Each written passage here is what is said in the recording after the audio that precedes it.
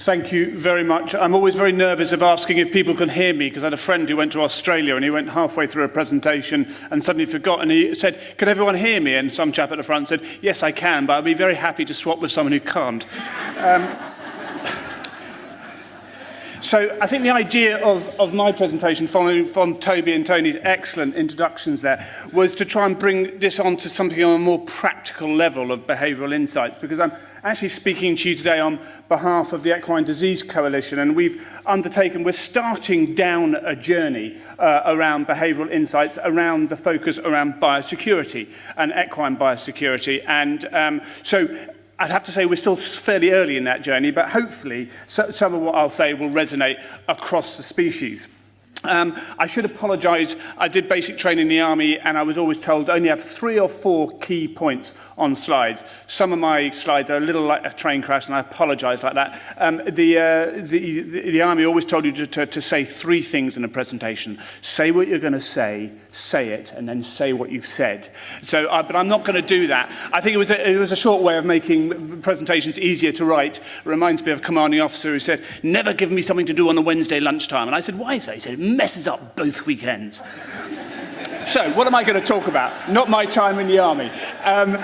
I just want to do an introduction to the Equine Disease Coalition, talk about equine biosecurity, what do we mean by it and what's the problem, to explore what we've done with Toby and the Behavioural Insights team so far, to talk about the next steps, and then maybe a small challenge to us all.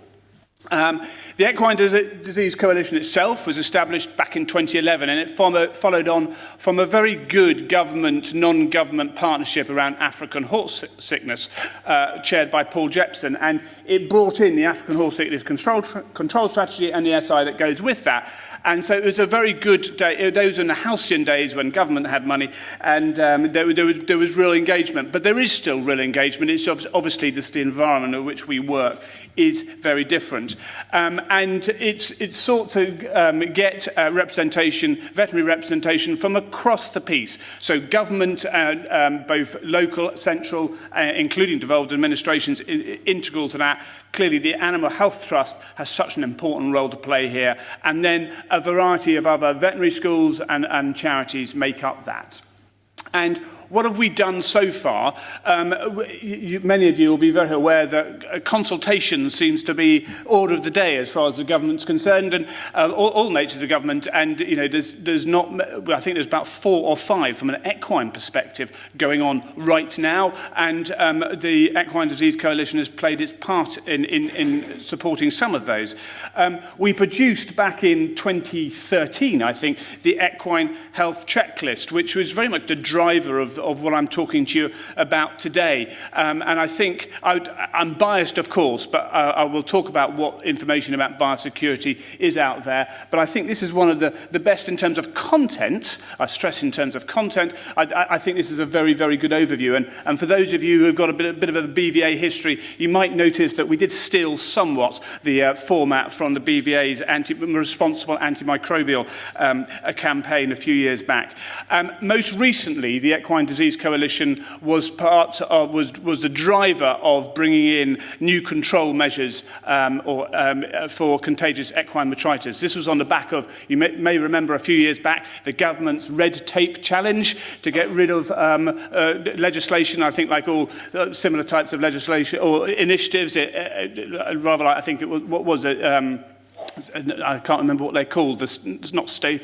What are the non-governmental bodies called? Quangos. Yeah, but yeah, it's bonfire of quangos, which ends up creating more quangos than it started with. And I think it's similar with legislation. But government really wanted to get rid of equine viral arthritis and contagious equine metritis from the notifiable disease register. The sector pushed back very firmly, but we did commit to trying to rebalance the responsibility between government and horse owner in disease outbreak. And that recently came into play across the three countries, Scotland, England and Wales, which is brilliant. But then more recently, we've got involved in these behavioural insights work around biosecurity. So what do we mean by biosecurity? And I think this is one of the biggest challenges when we're talking to horse owners and anyone involved in the equine world and far wider. As I think many people would think biosecurity is people in white suits recently seen on Salisbury High Street. They have a completely different view on what it really means, when all it really means is the steps we take to prevent disease. It couldn't be simpler, but we do make it awfully complicated. I'm not sure it's best practice, but I'd like to think it is good practice. At World Horse Welfare, we have 4 rescue and rehoming centres around the country, and we follow a risk-based approach to animals that come into our care. And clearly, as we know, isolation is a really important part of that. But you have to be proportionate. We have 1,800 horses out in homes around the country, and because of the nature of the scheme, a lot of those, 10% of those, will come back each year to go off to new homes. So clearly, animals coming from places like that pose generally a lower risk than ones that we're taking in from welfare cases in conjunction with other charities, sometimes from the moors of Wales or England or wherever it be. So you need to take a proportionate approach. But I think one of the greatest challenges we face around biosecurity is that people think, unless you can do it all, there's no point doing any of it, and which nothing could be further from the truth. So even if we just get people to, when new horses come onto yards, to put them into a different fields where they have no contact with the other residents for at least a week, but hopefully longer, then you're going to really improve your level of biosecurity. And of course, veterinary health records are fundamentally important, and especially with prosecution cases, but not just prosecution cases, indeed all. So what is the problem? When we started looking at this, back in 2013, there was some information from the Keep Britain's Horses Healthy initiative that showed about 530,000 doses of equine influenza were sold that year. Now, obviously, a lot of those will be multiple to one animal. And when we've got over 1 million animals, as we did back in 2013, you can see that our level of vaccination for equine influenza is considerably less than 50%. And we reckon it's somewhere between 30 and 40%. We know that strangles is still endemic in this country, driven in many parts by really poor levels of biosecurity.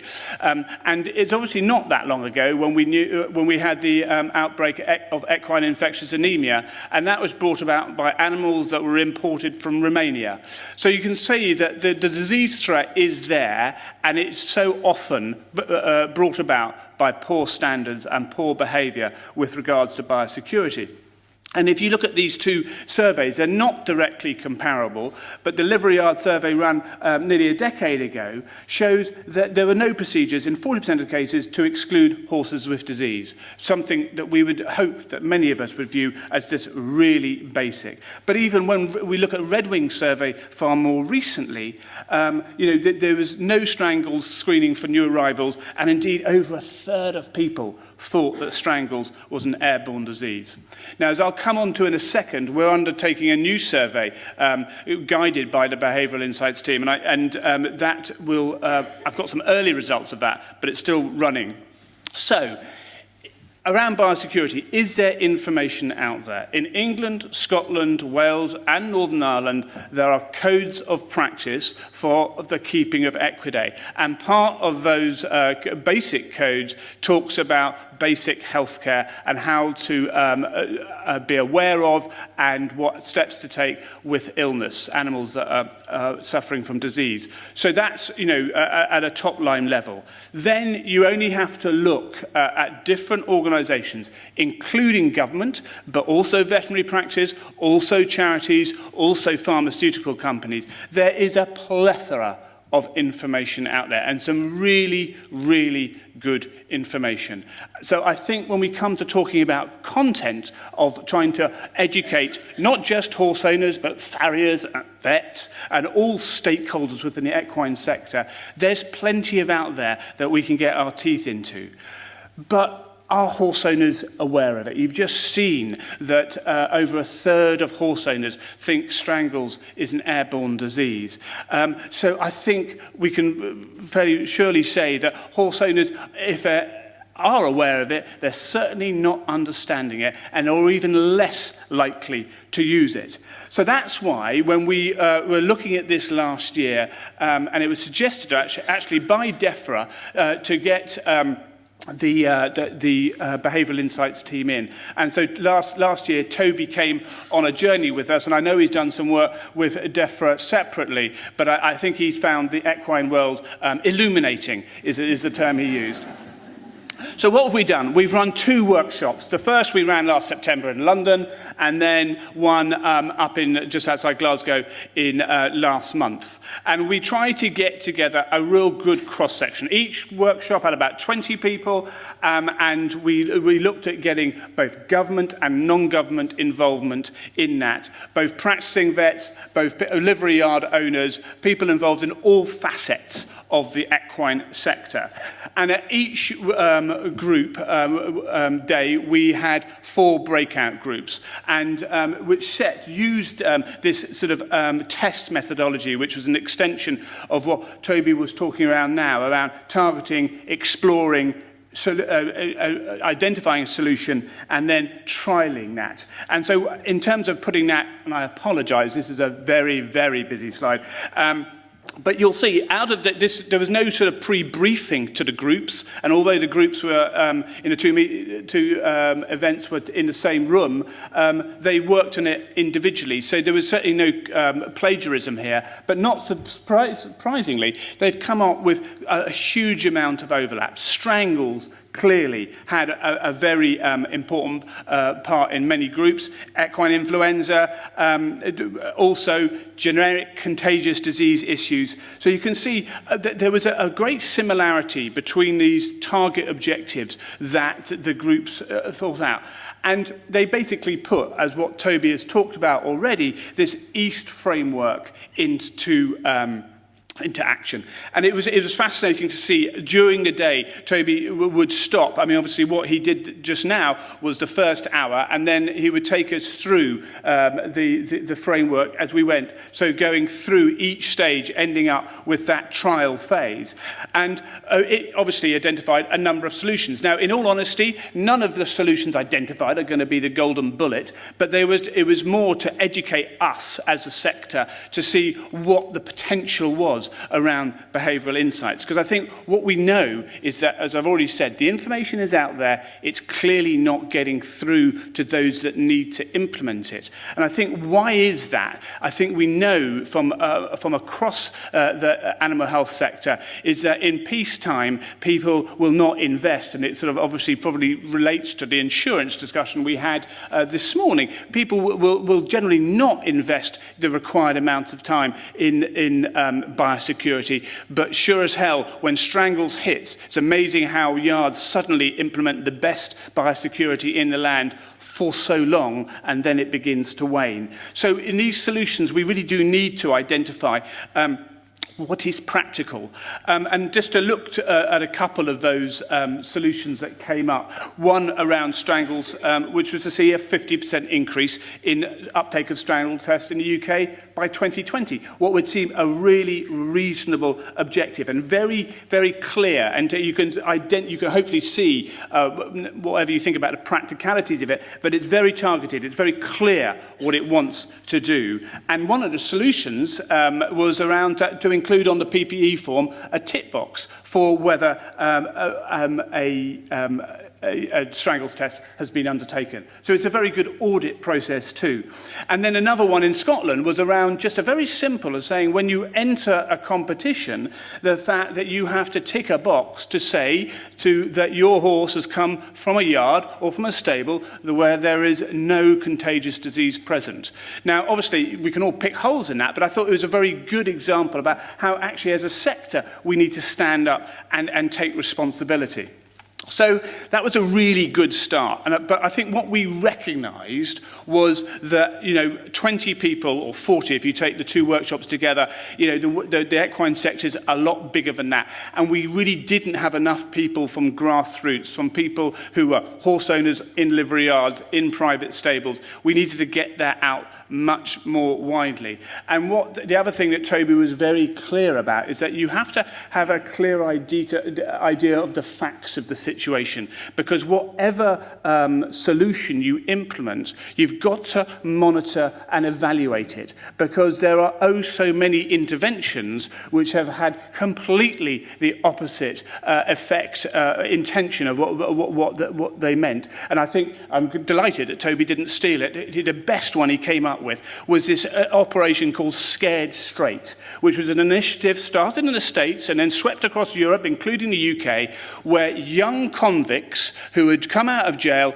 would go into school and tell young children, 13, 14-year-olds, why they didn't want to make the same mistake that they did and mess up their lives by ending up in prison. And so, it got lots of great press and across the piece, until someone did some research and found out that children were 6% more likely to commit a felony if they had been part of the interaction than if they hadn't. And I can just imagine it, my son coming home, God, brilliant, Dad. This chap in an orange boiler suit came home and told me about, you can see it happening. So you've got to ensure whatever we do is really going to have the impact it's going to have. So what have we done as a result? We've undertaken a survey which is now live, and what Toby has encouraged us to do is to look at this overall behaviour that we're looking to interact, which obviously in our case is around equine infectious disease. So look at an overall behaviour you're seeking to target,